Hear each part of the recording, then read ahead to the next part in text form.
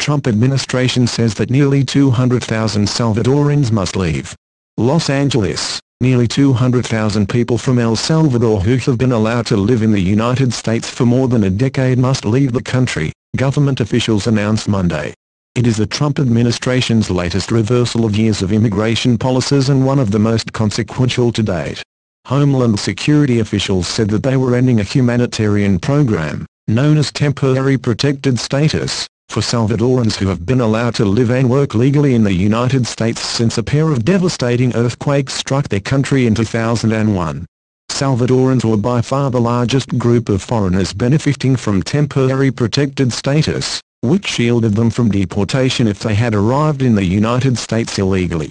The decision came just weeks after more than 45,000 Haitians lost protections granted after Haiti's 2010 earthquake, and it suggested that others in the program, namely Hondurans, may soon lose them as well.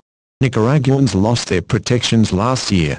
Immigrant advocates and the El Salvadoran government had pleaded for the United States to extend the program, as it has several times since 2001. A sense of dread gripped Salvadorans and their employers in California, Texas, Virginia and elsewhere. We had hoped that if we worked hard, paid our taxes and didn't get in trouble we would be allowed to stay, said Veronica Lagunas, 39, a Salvadoran who works overnight cleaning offices in Los Angeles, has 2 children born in the United States and owns a mobile home. Continue reading the main story-related coverage. Trump administration ends temporary protection for Haitians November 20, 2017. About 2,500 Nicaraguans to lose special permission to live in U.S. November 6, 2017. Killers on a shoestring, inside the gangs of El Salvador November 20, 2016. Recent comments. Dr. Wu 2 minutes ago. Why can't we keep these good hard-working people and deport Trump, his family, his administration and almost everyone that voted for him? Daniel Buis 3 minutes ago. The quality of mercy is not strained, it droppeth as the gentle rain from heaven upon the place beneath, it is twice blessed, it blesseth him. David M 3 minutes ago. I support time to go home. See all comments. Write a comment. But the Trump administration has been committed to reining in both legal and illegal immigration, most notably by ending protections for 800,000 young undocumented immigrants, known as Dreamers, beginning in March unless Congress grants them legal status before then. And despite its name, the administration says, the Temporary Protected Status Program, known as TPS, had turned into a quasi-permanent benefit for hundreds of thousands of people.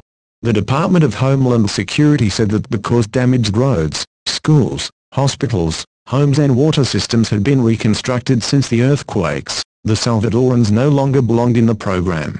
Based on careful consideration of available information, the department said in a statement, the Secretary determined that the original conditions caused by the 2001 earthquakes no longer exist. Thus, under the applicable statute, the current TPS designation must be terminated. The ending of protection for Salvadorans, Haitians and Nicaraguans leaves fewer than 100,000 people in the program, which was signed into law by President George Bush in 1990. It provides temporary lawful status and work authorization to people already in the United States, whether they entered legally or not, from countries affected by armed conflict, natural disaster or other strife. The Homeland Security Secretary decides when a country merits the designation and can renew it for 6, 12 or 18 months. There is no limit to the number of extensions a country can receive.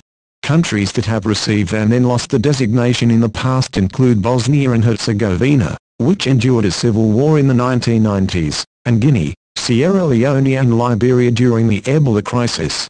El Salvador was one of the first countries in the program because of its civil war. That designation expired in 1994. The administration is giving Salvadorans in the program until September 2019 to get their affairs in order. After that, they no longer will have permission to stay in the country, forcing them into a wrenching decision. Ms. Lagunas said that she would remain in the United States illegally, risking arrest and deportation. But she would lose her job of 12 years without the work permit that comes with the protection. Her family would lose medical insurance and other benefits. There is nothing to go back to in El Salvador, she said, speaking in Spanish.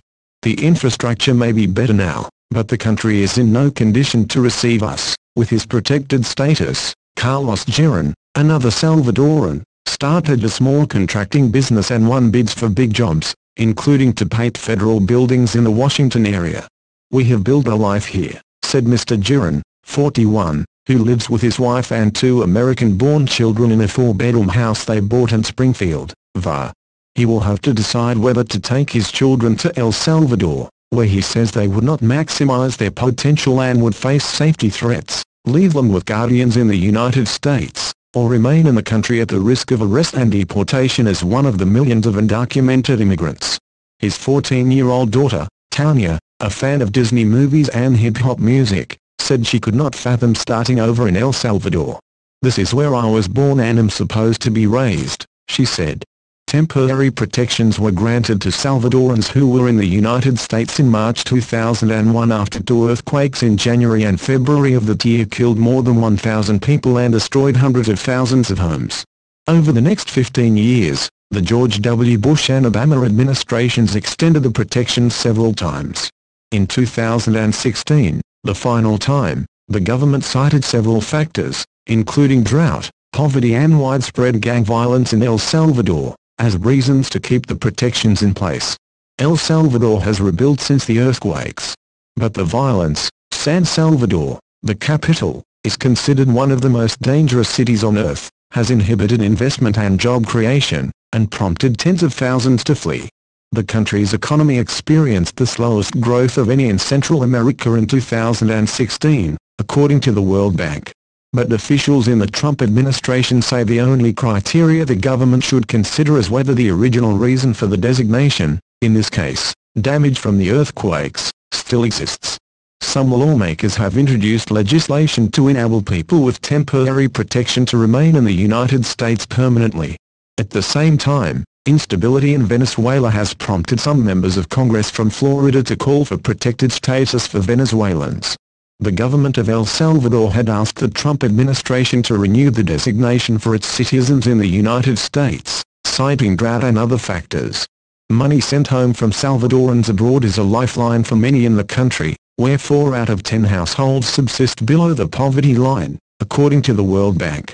In 2016, the $4.6 billion remitted from abroad, mostly from the United States, accounted for 17% of the country's economy.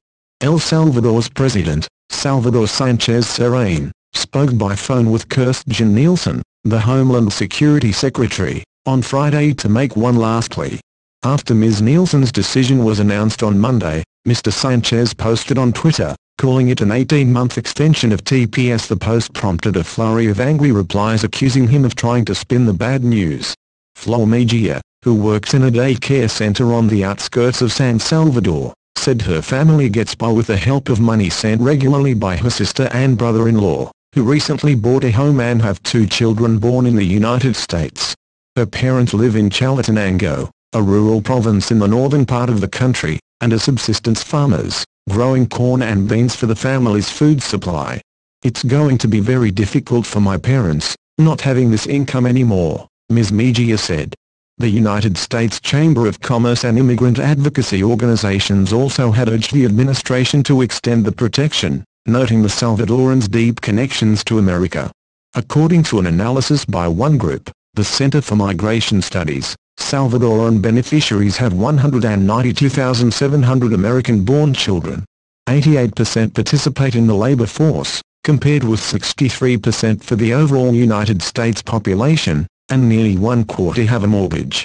Donald M. Kerwin Jr., the center's executive director, called rescinding protection for Salvadorans a baffling ideological decision that is extraordinarily destructive on all ends.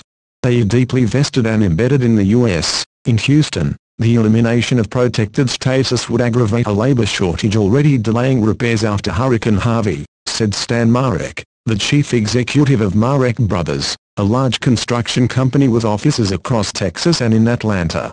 At least 29 Salvadorans on his payroll are program recipients. During hurricane recovery, "I especially need those men," Mr. Marek said. "If they lose their status, I have to terminate them," but Mark Krikorian, executive director of the Center for Immigration Studies, which favors restrictions on immigration, said the Trump administration was correctly abiding by the original intent of the program. "We need to put the T back into TPS," he said. It has to be temporary. This has gone on far too long.